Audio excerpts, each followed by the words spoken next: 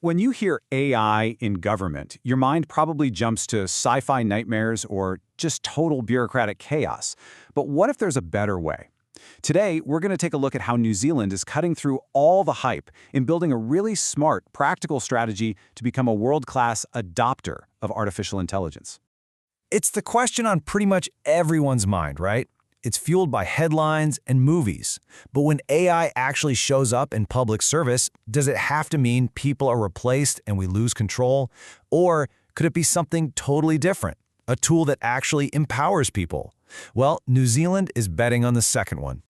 So on the one hand, you've got the Hollywood version, conscious robots, all-knowing supercomputers, the whole deal. But the reality that's actually taking shape in New Zealand's government is, well, it's way more practical. Think less Terminator and way more like a super-efficient digital assistant. It's a tool, plain and simple, designed to analyze data and help public servants do their jobs even better. So, to really get a handle on New Zealand's strategy, we first need to clear the air. We've got to separate the hype from the reality, because any government that seriously wants to use AI responsibly has to start with the facts. A key player in this whole new landscape is generative AI. These are the systems that can create brand new content. They're powered by what are called large language models, which have been trained on just massive amounts of text. And that's what lets them act like those assistants, doing things like summarizing super complex reports or drafting the first version of a policy document. Okay, let's tackle the biggest myth right out of the gate. This idea that AI is sentient, that it has feelings or some kind of consciousness. It's a really powerful story, but it's one that can lead to some pretty serious misunderstandings. The reality is that AI doesn't think, it calculates. At its core, it's just really sophisticated math that is brilliant at mimicking things our brains do, like recognizing patterns. It can create a logical chain of thought, but it doesn't actually understand meaning or feel emotion. For any government using these tools, that distinction is absolutely critical. Now, another really dangerous misconception is this belief that because AI uses logic and data, it must be inherently objective and fair. The truth is, AI systems learn from data that we humans created. And if our data has historical biases baked into it, well, the AI is going to learn those biases, and it can even make them worse. This can lead to some seriously unfair outcomes, which is precisely why having a human in the loop is completely non-negotiable in a government setting. So, knowing all that, how is New Zealand tackling AI? They've made a really pragmatic choice, to be a world-class adopter nation. What that means is, instead of trying to build these gigantic, foundational AI models from scratch, they're focusing on intelligently adopting the world's best technology and then tailoring it to solve their own unique local challenges. Smart, right? And the motivation here is huge. Projections are showing that adopting generative AI could add a staggering 76 billion New Zealand dollars to their economy by 2038. That's more than 15% of the entire national GDP. So yeah, this isn't just some tech upgrade, it's a core economic strategy for them.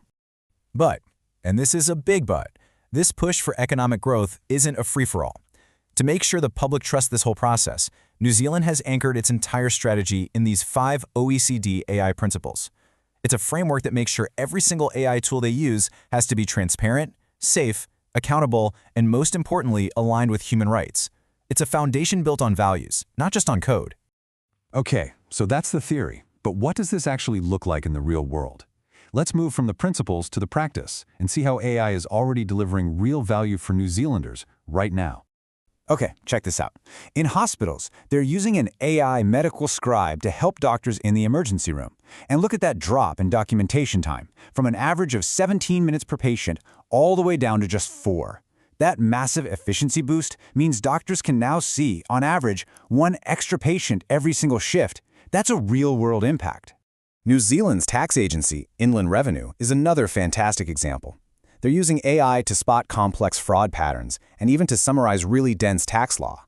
But notice the other stuff here. They've set up an AI council for that crucial human oversight, and they've already trained over 2,000 of their staff. See?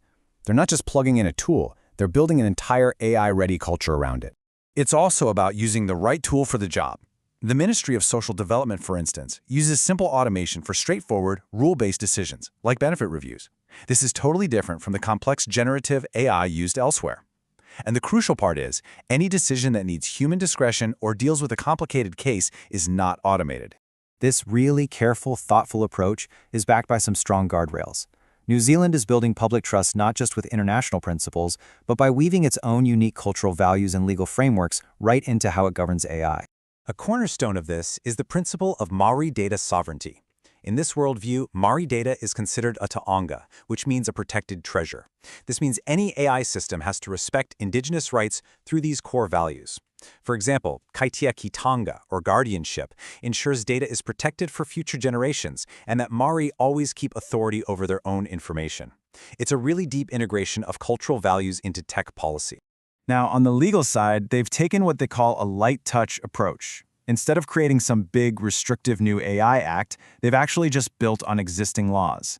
They launched an algorithm charter back in 2020 and recently updated their Privacy Act, adding new transparency rules that make agencies tell people when their data is being collected from somewhere else to train AI.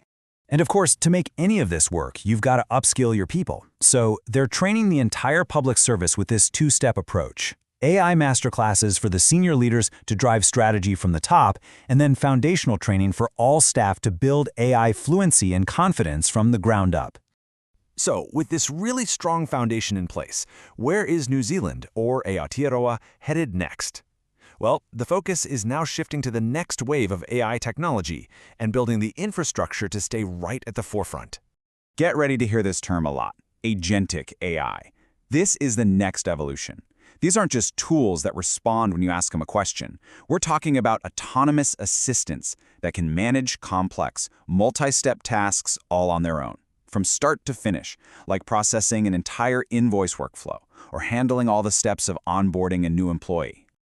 And to prepare for that future, the government is really putting its money where its mouth is. They're investing $70 million over the next 7 years to create a national AI research platform.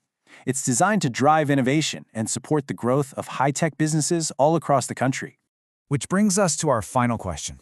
By blending this huge technological ambition with deep-seated ethical principles, legal guardrails, and its own unique cultural values, New Zealand has crafted this incredibly comprehensive strategy.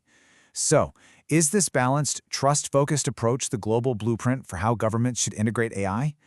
It's a question the rest of the world is going to be watching very, very closely.